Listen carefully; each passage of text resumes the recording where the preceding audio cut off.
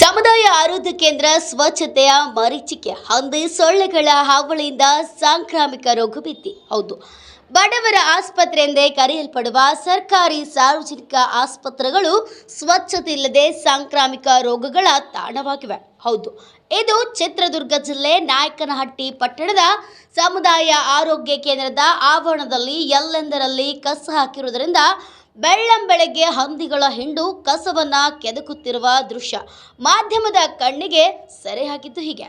ಹೌದು, ನಿಮ್ಮ ಮನೆ ಅಕ್ಕಪಕ್ಕ ಚರಂಡಿಗಳ ಸ್ವಚ್ಛತೆ ಕಾಪಾಡಿ, ಇಲ್ಲವಾದರೆ ಡೆಂಗ್ಯೂ, ಮಲೇರಿಯಾ, ಕಾಲರಾ ಸೇರಿದಂತೆ ವಿವಿಧ ಸಾಂಕ್ರಾಮಿಕ ರೋಗಗಳ ಬಗ್ಗೆ ಸಾರ್ವಜನಿಕರಿಗೆ ಆರೋಗ್ಯ ಸ್ವಚ್ಛತೆಯ ನೀತಿ ಪಾಠ ಹೇಳುವ ಆರೋಗ್ಯ ಇಲಾಖೆಯ ಆಸ್ಪತ್ರೆಯ ಆವರಣದಲ್ಲಿ ಸ್ವಚ್ಛತೆಯನ್ನ ಕಾಪಾಡದೆ ಹಂದಿ ಸೊಳ್ಳೆಗಳ ತಾಣವಾಗಿದ್ದು, ಆಸ್ಪತ್ರೆಗೆ ಚಿಕಿತ್ಸೆಗೆಂದು ಬರುವ ರೋಗಿಗಳು ಇನ್ನೂ ಹೆಚ್ಚಿನ ಕಾಯಿಲೆಗೆ ತುತ್ತಾಗುವ ಸಾಧ್ಯತೆ ಇದೆ.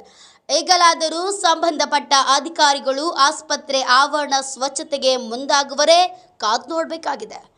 Suresh Belagere, NKS TV4 news bureau, Chitradurga.